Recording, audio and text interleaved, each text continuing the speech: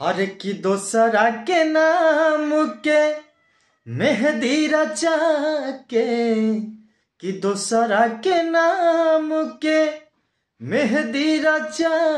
के भइलो चीज पराई प्रीतिया औरे कितना सताई प्रीतिया औरे कितना सताई कि थम न पाई आँख के आंसू चुप के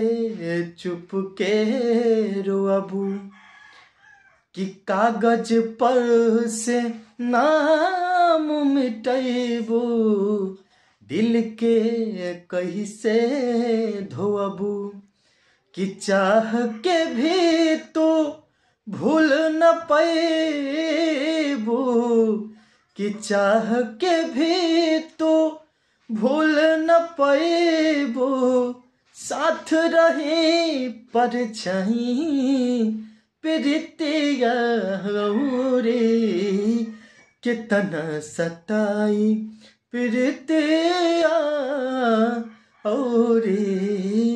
कितना सताई।